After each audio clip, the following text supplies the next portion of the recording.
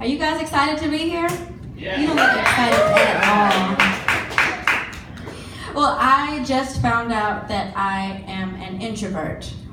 I mean, I always knew I didn't like people, but I just found out like a name for it where I can give it. It's not so much I don't like people as I don't like people talking to me. I don't like people asking stupid questions. And having been pregnant twice now, I found out that being pregnant or having small children with you makes people just ask the stupidest questions. So when you first are pregnant, you have a little bump. People ask you questions and you answer them because you're so excited to have a life growing inside of you.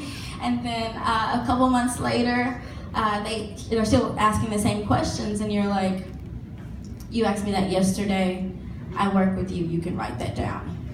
And then once you get to like the end of your pregnancy, all of your answers to the questions are just like, "We'll see." And they're like, "Is it a boy? Is it a girl? When's your due date? Are you gonna breastfeed? Who's the daddy?" "We'll see." And then people want to come up to you and rub on you like you're the Apollo stump.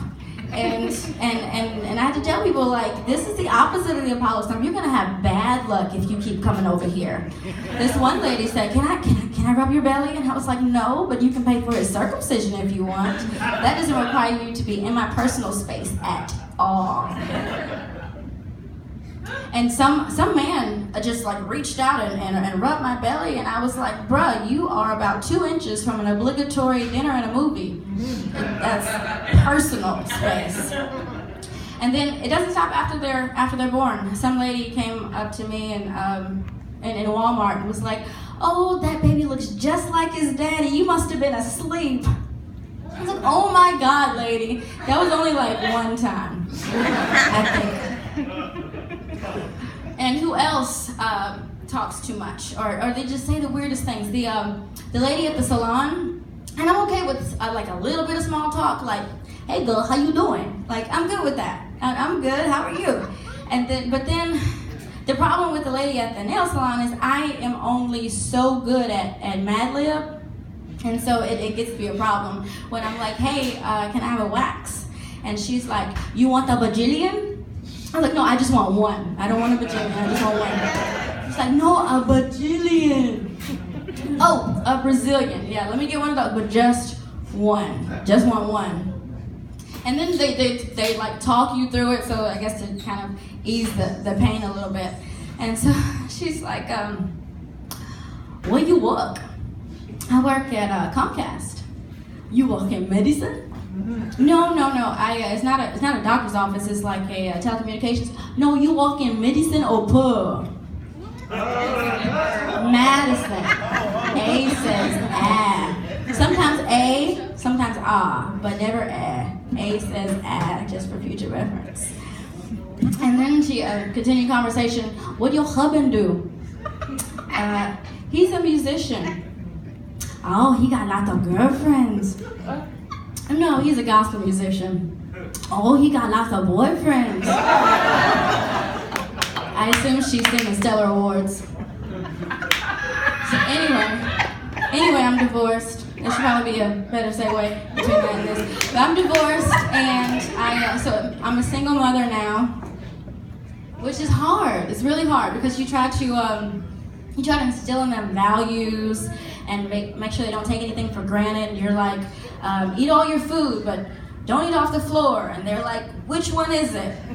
And you're like, so you end up just leaving it there for a snack for later. And then the little one, he doesn't chew his food all the way, so he's like, he has these grapes and they just come out whole. And so, in the spirit of not wasting anything, we just rinse it off and put it back in the refrigerator. But we put his name on the little baggie so no one else eats it, because that would be weird. But it's worse when you are eating out, because then they drop something on the floor and you have to pretend to look away so that you don't have to say anything about them eating off the floor because they need to eat it because you bought it. Because I paid for that. And so you look away, and then some lady across the restaurant is like, ma'am, your child's about to put that in his mouth. He's got it off the floor. So you have to smack it out of his hand, but you have to do it strategically so it falls into your other hand so you can keep it, so give it back to him if no one's looking, because he has to eat it because you paid for it. or else, you're like, don't come to me later talking about you hungry because all we have in the refrigerator are grapes. Life is hard. It's hard being a single mother too because you don't have anybody to tag in after the third time they throw up in the middle of the night. You don't have anybody to tag in to answer the hard questions like, where did God come from? Or is Michael Jackson a girl or a boy? Or, Mommy, why do you have hair on your penis?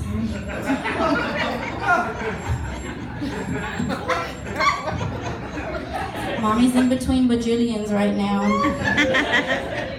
Also, I don't have a penis.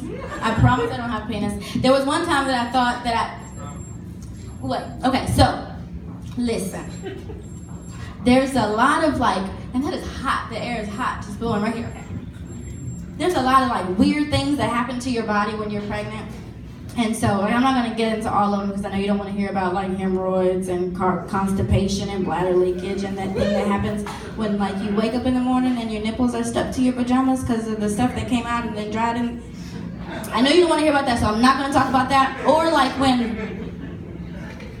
when he's, it feels like he's trying to come out the wrong way, and he's reverse fisting you, and you think it wouldn't be, he has such a small hand, so it wouldn't be that much of a problem, but it is. What was I saying? When you're pregnant. So also your innie turns into an outie, and so this one time I was watching TV, and I looked down and I saw. And it kind of caught me off guard, and I was like, oh my God, it's a penis. It was my belly button. But I was like, oh my God. And it's not that unreasonable to think that was my line of thinking because my belly button was a whole lot lower than it normally, where it should have been. And it was this thing poking out, so what else could it have been? But then I was for a split second, I was like, I can't be a penis because I'm grown. As a grown woman, it would have to be a whole lot bigger than that. Reverse Caitlyn Jenner thing. So I was like, okay, let's see what this does. And so I started to do this 2-knuckle shuffle, I guess as opposed to a 5-knuckle shuffle, because it had to get bigger.